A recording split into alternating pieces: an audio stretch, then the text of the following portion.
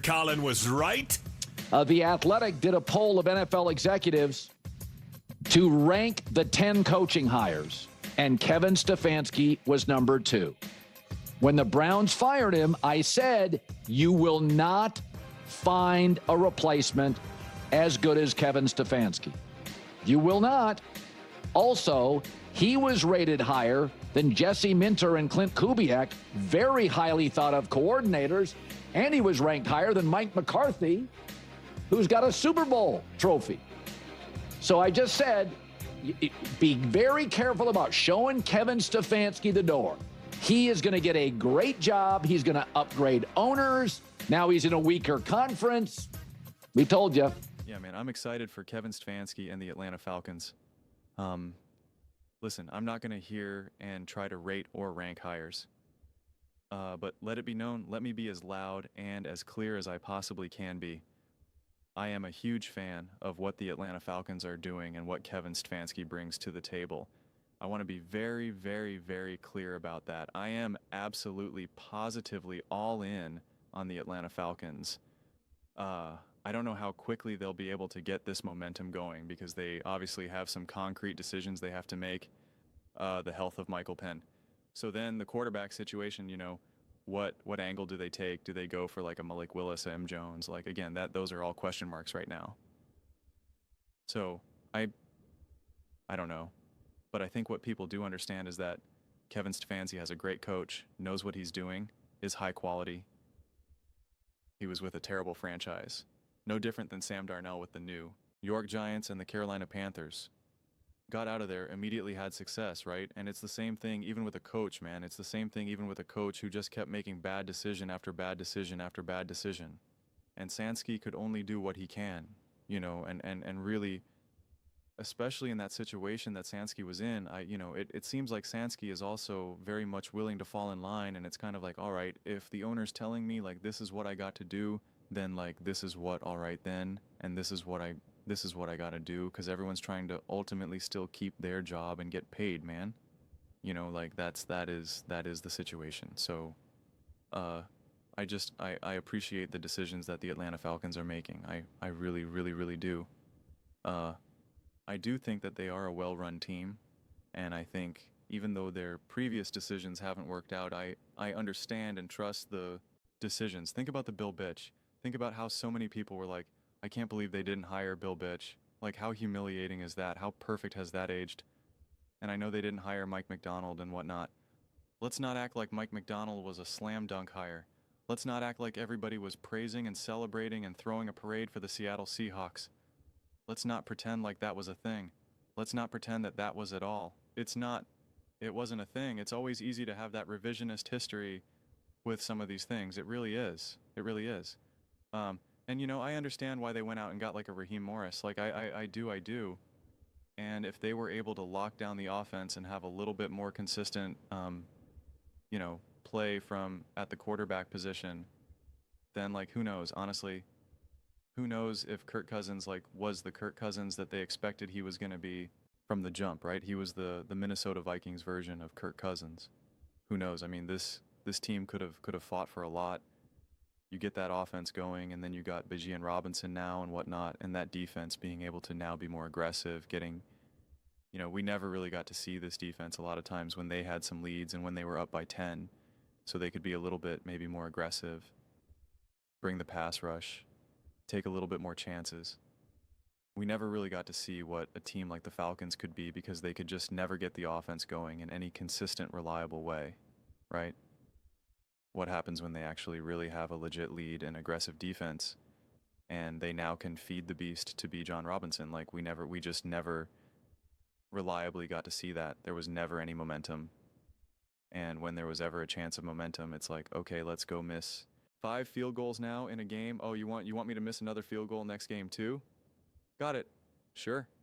A 40-yarder or a 25-yarder, you know, dealer's an extra point too. Got that. Like, it was just so messy from that point that you just never got to see it come together.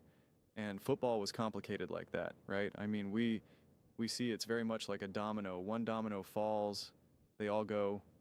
It's like a Jenga.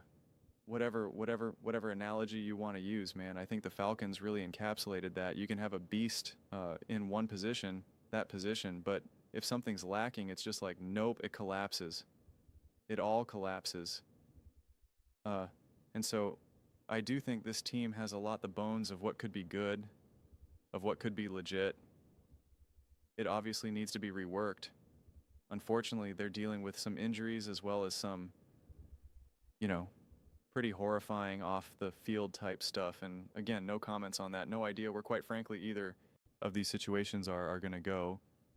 But I am just ultimately confident in the organization decisions that they're making. And this is where, I don't know if I said this last video right now, because there's only so much new information on the Atlanta Falcons right now. But I know I wanted to make Atlanta Falcons video because this is one of the main teams that I definitely really want to talk a lot about. I'm obviously going to continue to talk about the usual suspects, the Eagles, the Bills, the Ravens, the Chiefs, all that. But a couple of the other teams that I really want to discuss and elevate are the Raiders, the Falcons. I think there's one other off the top of my head. I can't think right now, but the Falcons are definitely up there.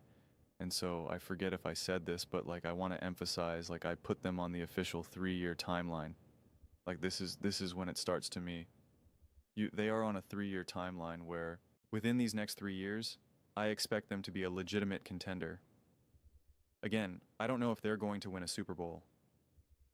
I don't know if they're going to take over the NFL and now go undefeated.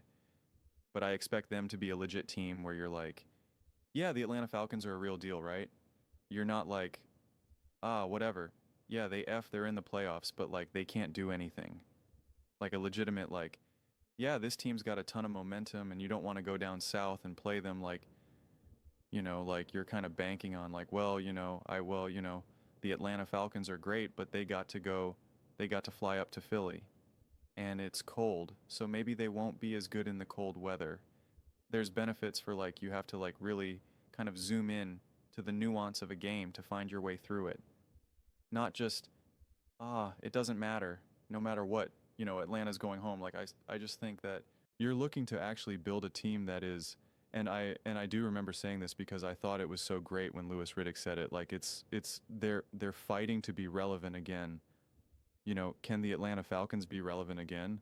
I'm hopeful they get to stick that landing year one. There's a couple question marks. Health, quarterback position. Like what's going on in that situation. And you are bringing in a new coach right now. And so it is unclear of what you'll be able to do during free agency in their draft. So I don't have a strong sense of how quickly they can hit the ground running because I don't even know. Is Michael Penix going to be fully healthy by week 1?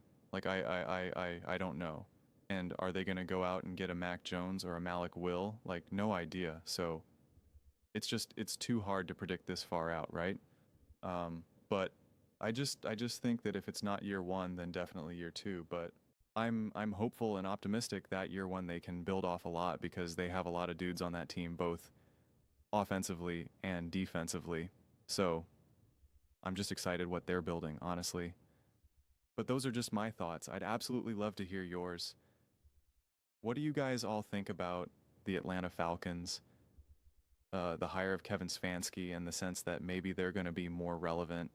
The tides are turning, in the big oceans of Atlanta, of Georgia. Let me know your thoughts. I read every single comment. It's whether you agree with me or disagree with me. Either way, let's get in some discussions. Let's get into some fights. But ultimately, let's just have some fun. And please do consider subscribing. We're building an amazing community here. And absolutely love to see you part of it.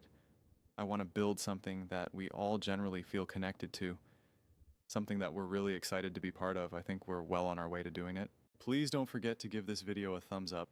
It really does help the visibility and the algorithm. Thank you so much.